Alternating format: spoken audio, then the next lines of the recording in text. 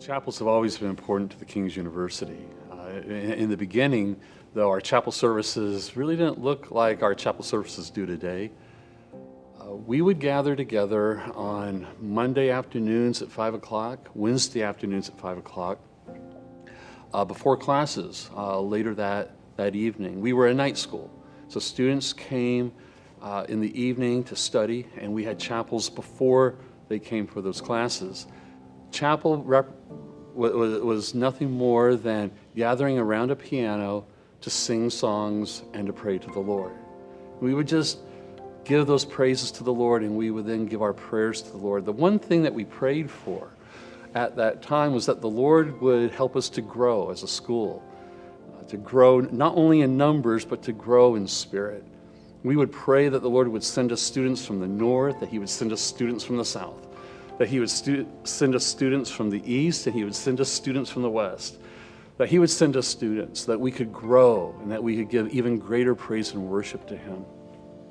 Another thing that we prayed for in those chapels at that time was that we would experience and see the glory of the Lord in much the same way that Chancellor Hayford saw the Lord when he was pastoring at the Church on the Way in the 1970s, when the Lord appeared to him and showed His glory to him.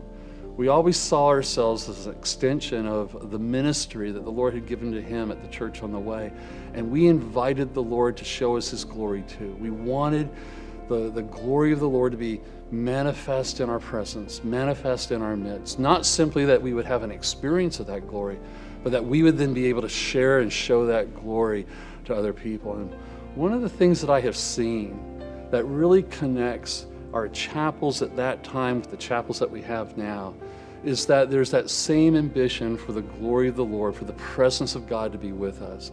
There have been times in which I am in our chapel services now, and I'm singing and I'm engaging in worship with everybody, and I'm just moved. I'm almost moved to tears at times, because the desire that we have to see that presence and see that glory is the very same desire that a dozen of us had around the piano as we were singing and as we were praying back then.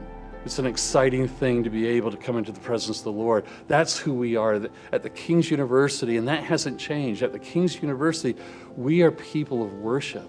We're people who worship God in our study. We are people who worship God in our service. We're people who worship God in our relationships. We're people who worship God in our songs. And in our chapel services, it's the greatest time for us to come together and to give an expression of that worship that we have for Him. But I also see an expression of Gateway Church in the worship that we give to Him. It's a spirit of generosity. It's a spirit in which we're not worried about how we sound. It's a spirit in which we're not worried about how we look. It's a spirit in which we sing to the Lord and we give praise to Him because of our love and our devotion to Him. That we're not worried about all these other things. We're worried about who He is. And that means that we want to give our very best. That means we want our singing to be our best. We want the lighting to be the best. We want all of that to be the very best. But at the heart of it is our desire to give honor and praise to Him.